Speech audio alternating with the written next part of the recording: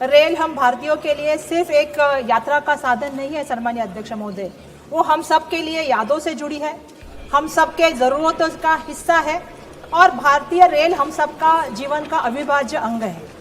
हम सम्मानीय अध्यक्ष महोदय देखते हैं कि बड़े पैमाने पे जब चर्चा होती है तो हमने देखा है ये जो सरकार है नामकरण करने में बहुत बड़ी होशियार है और बहुत बड़े बड़े नाम देती है।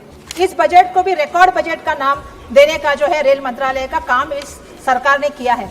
हमने देखा निपुण भारत, विकसित भारत, आत्मनिर्भर भारत, अलग अलग नाम, make in India, startup India, अलग अलग नाम देने का काम इस सरकार के माध्यम से होता है। लेकिन सम्मानीय अध्यक्ष महोदय, अगर हम जमीनी हकीकत की बात करें तो इस बजट को मैं ये कहूंगी ये रिकॉर्ड बजट नहीं है, ये पूरी तरह से जो है ये फेल बजट है। ये मैं आपके माध्यम से सबसे पहले कहना चाहती हूँ। आज इस बजट में बड़े बड़े आंकड़ों को बताया गया है, बड़ी बड़ी नई ट्रेन की घोषणाओं की बात की गई है, लेकिन अगर आप बुनियादी स्तर पे अगर जमीनी स्तर की अपन बात करें तो कोई भी समस्या को इसने सॉल्व नहीं किया है। आज भी वो समस्या बजट फेल थोड़ी होता है, कोई बजट फेल नहीं होता। तो मैं अध्यक्ष महोदय आपसे आप मुझे संरक्षण दे, आप मुझे संरक्षण दे जी। तो बुनियादी ढांचे के ऊपर मैं बात करना चाहती हूँ। मैंने देखा जब भी मैं संसद में आई तब से मैं देख रही हूँ, मुझे ऐसा लग रहा है हर चीज जो है 2014 के बाद से ही हुई है। जैसा आप सबको मालूम है, जब भी हम चर्चा करते हैं तो भारतीय रेल का उगम भी अगर 2014 में आप लोग कहेंगे, जैसे किसी सदस्य ने कहा था कि स्वतंत्रता की जो है 2014 से हुआ है, तो मुझे ये कहना पड़ेगा कि तथागत गौतम बुद्ध ने कहा था सूर्य, चंद्र और सत्य ना कभी छुपा है ना कभी छुपेगा। तो ये सत्य बिल्कुल सामने आएगा। तो आप कितना भी इसको रिकॉर्ड ब्रेक आपका बजट कहिए, लेकिन बिल्कुल ही आपका रिकॉर्ड ब्रेक बजट नहीं है, यह आपका फेल बजट है। ये कैसे मैं सम्मानीय अध्यक्ष महोदय आपको बताना चाहती हूँ। 2.5 लाख करोड़ का बजट है और वो भी कैपिटल एक्सपेंडिचर है। मैं इसमें एक चीज बताना चाहती हूँ, अंग्रेजी में एक कहावत है, devil is in the details. इसका मतलब क्या है सम्मानीय अध्यक्ष महोदय? इस बजट के आप अगर प्रावधानों को देखेंगे तो आपको रेल का पूरा बजट अगर आपने देख लिया तो आपको पता चल जाएगा कि 8,20,000 करोड़ बजट है, जिसमें से 2,55 करोड़ रुपया जो है ये बजट भारत सरकार की बजटरी सप्लाई से के माध्यम से रेलवे को मिला है। और जो बाकी का बजट है, जो 5,65,000 करोड़ रेल का बजट है, जो उन्होंने अपने रेवेन्यू से जोड़ा है। तो इसका मतलब आप क्या समझ रहे हैं कि भारत सरकार ने रेलवे मंत्रालय को कितनी मदद की है? भारत सरकार ने रेलवे मंत्रालय को जो सपोर्ट किया है वो लगभग जो है 25% करने का काम जो है भारत सरकार ने किया है। तो रेलवे अपने आप ही चलने का काम कर रही है, रेलवे मंत्रालय खुद अपना रेवेन्यू बढ़ाने का काम कर रहा है। और मैं आश्चर्य की बात यह बताना चाहती हूँ सम्मानीय आपको कि इसमें जो कैपिटल एक्सपेंडिचर आया है, जो पिछले साल का कैपिटल एक्सपेंडिचर था और इस साल के कैपिटल एक्सपेंडिचर को आप कंपेयर करेंगे तो 1 रुपया भी सम्मानीय अध्यक्ष महोदय इसमें बढ़ाया नहीं गया है। तो ये बजट किसके लिए आप कहते हैं कि रिकॉर्ड ब्रेक बजट है? ये मेरा सबसे पहला कहना है। रेल हमारे सबके जीवन की क्या है? जीवन रेखा है। हम सुबह से शाम जो है इसको मानते हैं क्योंकि इससे हमारा जीवन चलता है। लेकिन आज क्या परिस्थिति है? आज ये परिस्थिति है कि जो हमारी जीवन रेखा है वो आईसीयू में भर्ती है और जो है वेंटिलेटर पे चल रही है। ये दुर्भाग्यवश हमारी जो है रेल की अवस्था इन्होंने करने का काम किया है।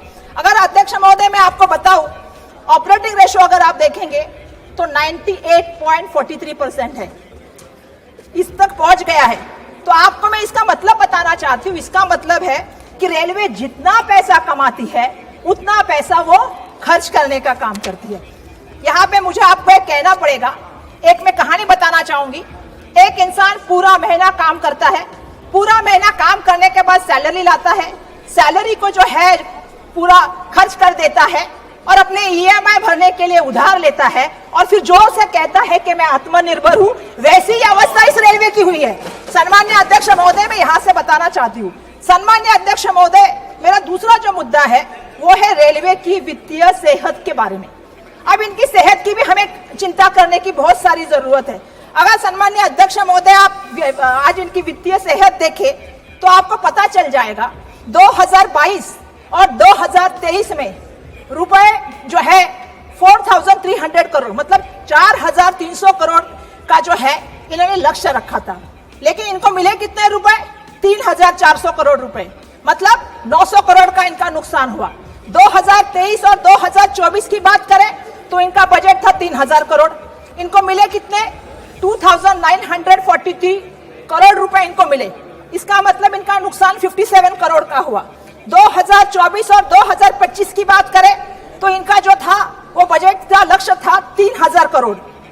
ये जनवरी 2025 तक ये 760 मतलब 767 करोड़ का हो गया, मतलब 767 करोड़ का हो गया है। तो आप समझ सकते हैं ये साल का इनका जो लक्ष्य है 2025 का 26 का, ये उनका लक्ष्य 3000 करोड़ का है। अगर आप पिछला रिकॉर्ड पर देखें तो ये हर बार नुकसान में गए हैं, हर बार इनकी कमाई जो है वो गिरी है।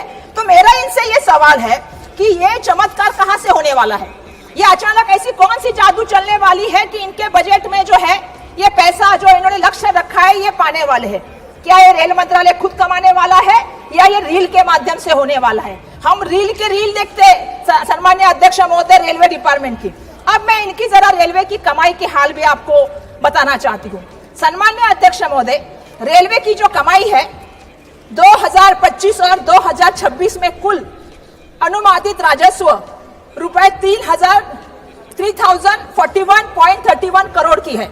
अगर पिछले 3 साल में अगर सम्माननीय अध्यक्ष महोदय आप देखें तो ये 3041.31 करोड़ उसी दाम पे स्थिर है सम्माननीय अध्यक्ष महोदय। इसमें सबसे क्या है, इसमें यात्री किराया देते हैं। यात्री कितना किराया देते हैं सम्माननीय अध्यक्ष महोदय? 92,800 करोड़ रुपए। लेकिन इनकी सबसे बड़ी आमदनी कहां से आती है? ये सबसे बड़ी आमदनी आती है माल ढुलाई से।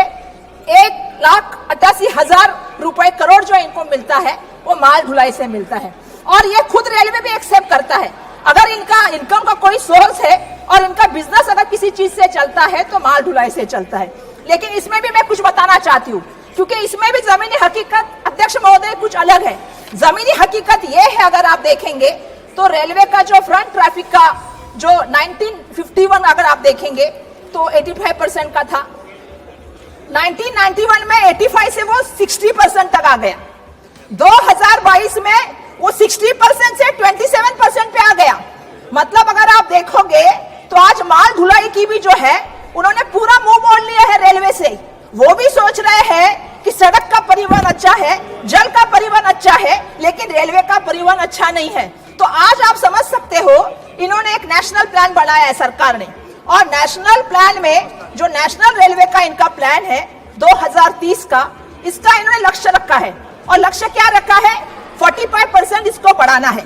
अगर आप पिछले सालों का रिकॉर्ड देखें 91 से लेके अब तक 1951 से अब तक का, तो जो 85% का था वो अभी 27% तक आ गया है।